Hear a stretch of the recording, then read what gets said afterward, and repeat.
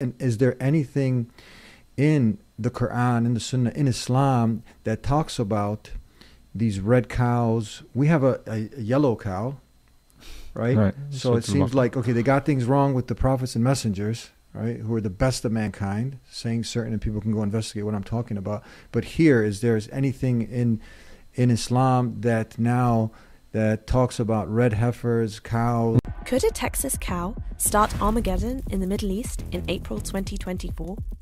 Are these red heifers, to be precise? Some Jews and Christians believe they're the key to rebuilding the historic Jewish temple in Jerusalem and to beckoning the Messiah. No. No. No. And so I think this is an important point.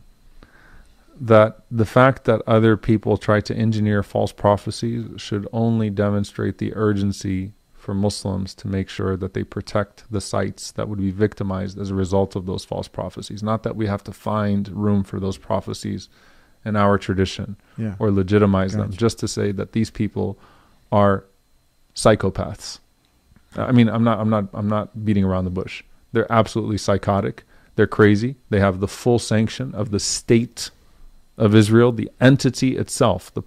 So it's not like some fringe group. They have the full sanction of this colonial state, and they are aggressing regularly upon these holy sites, and they are seeking to engineer, as you said, these prophecies, and they're psychopaths, and they are clearly based. I mean, look, Zionism is not exclusively a Jewish ideology. In fact, Zionism, you've had Orthodox rabbis that take great exception to Zionism. Christian Zionism is far larger than Jewish Zionism in the United States. So you have we have a lot of Christian Zionist pastors and organizations based out of Texas that are funding this nonsense, that are preaching this as the word of God.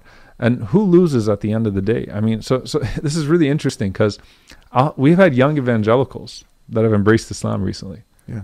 We've had young evangelicals that have come to them. And they're like, I thought my pastor was a decent human being. Wow. But he's trying to tell me that the Bible sanctions a genocide and that we should escalate this and that we should want this because this is what's going to make Christ come back.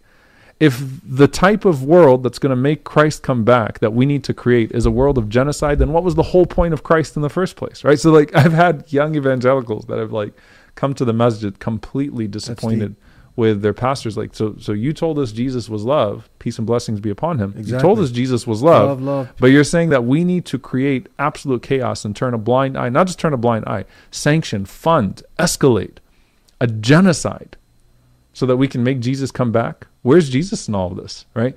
So it's a sinister project that is based in secular thought. Zionism is a secular political ideology that then takes on sick religious manifestations.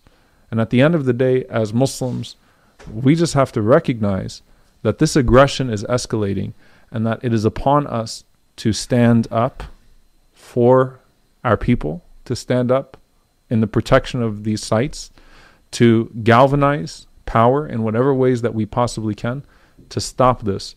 We don't legitimize their prophecies, but we do see their psychoticness, and we're going to do what we can to stand up to it and to speak to sane people around the world and galvanize not just Muslims, but just sane human beings and people of conscience around the world to say this is not acceptable. What's connected?